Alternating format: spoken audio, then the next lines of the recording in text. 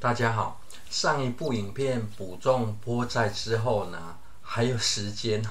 又在一旁再追种一次菠菜了。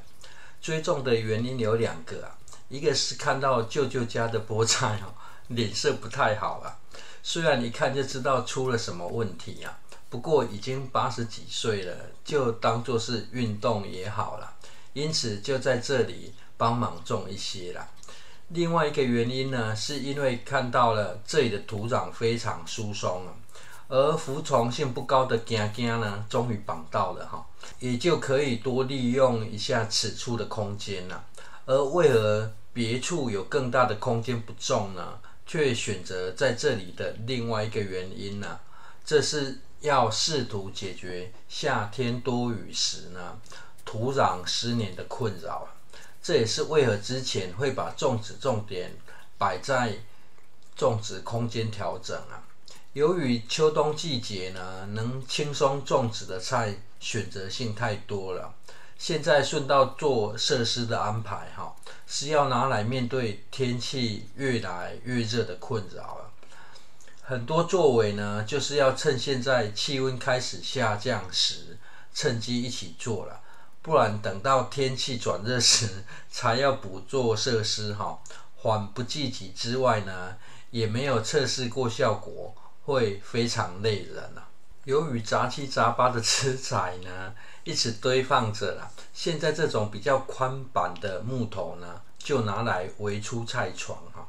这只要让摆放的位置呢挖低并微向内倾斜不用挖深后续靠内部的土壤就可以支撑得非常好了，不用担心木头腐化的问题了。腐化也是一种消化另类的增加土壤的有机质呢，也没有什么不好。这样的简易菜床完成之后呢，也可以降低因为闲置导致长草的效果接下来就可以进行撒种。采用边撒种边覆土的方式由于菠菜种子比较大颗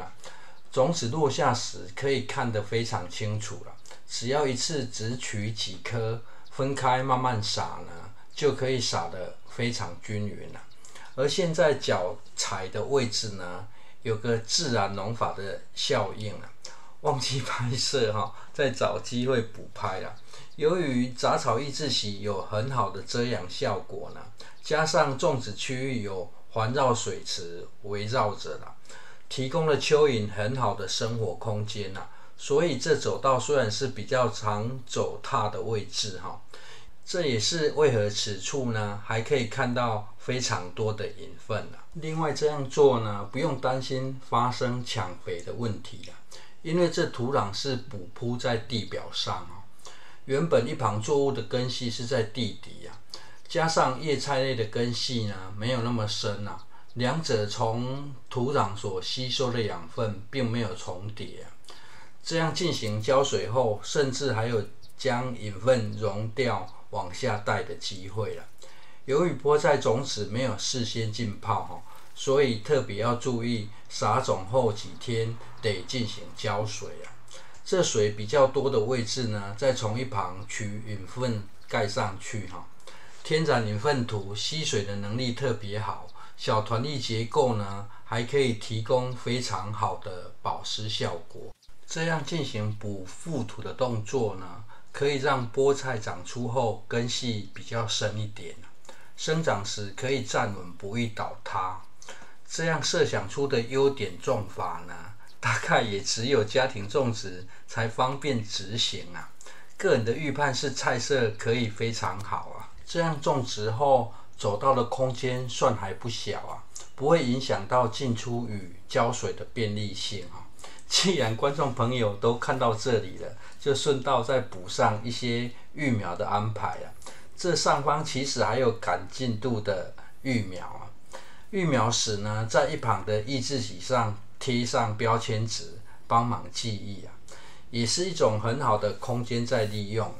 至于芋头穴子的好处呢，除了可以先提供土壤使用外呢，